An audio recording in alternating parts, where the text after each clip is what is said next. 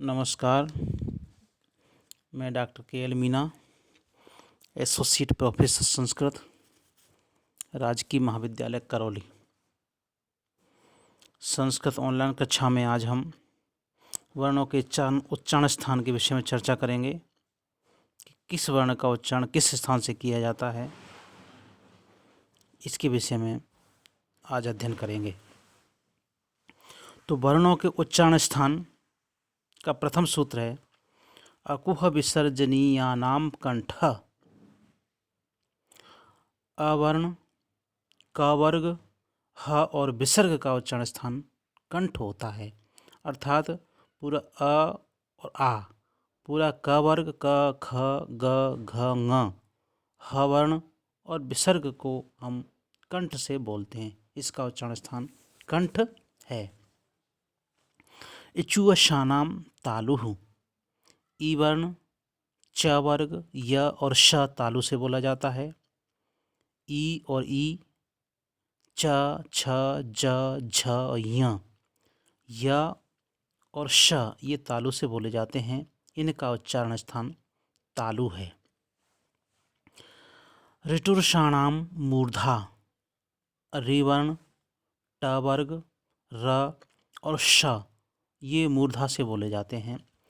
रि वर्ण है, ट वर्ग के 5 अक्षर ट, ठ, ड, ढ, ण, र और श ये मूर्धा से उच्चारित होते हैं। इनका उच्चारण स्थान मूर्धा से किया जाता है। ऋतुलसानाम दंताः। ऋ वर्ण, त वर्ग, स दंत से बोले जाते हैं।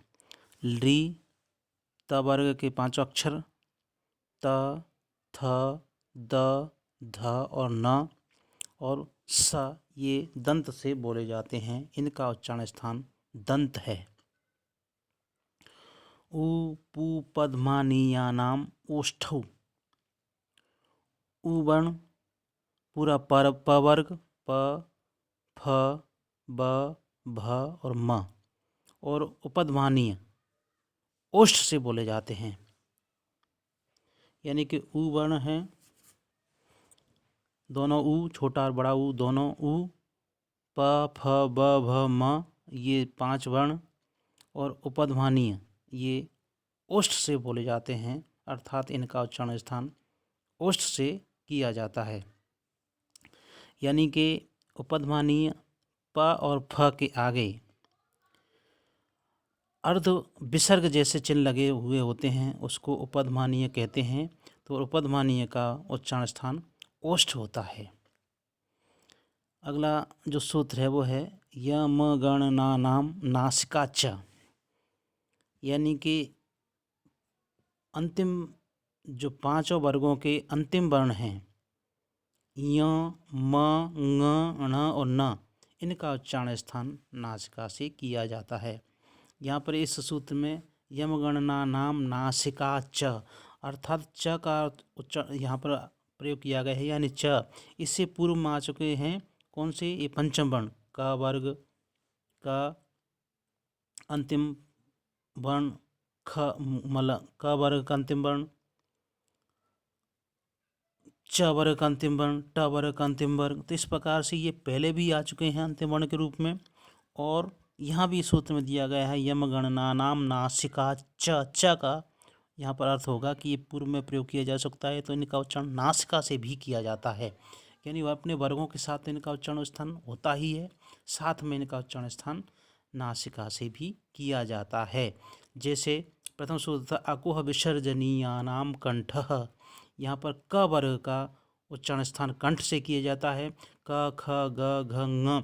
तो ङ का उच्चारण स्थान कंठ से भी होता है और यहाँ पर नासिका से भी, इस सूत्र के माध्यम से यहाँ पर नासिका से भी इसका उच्चारण स्थान किया जाता है। इसीलिए यम गणना नाम नासिका च अर्थात नासिका से भी इनका प्रयोग किया जाता है।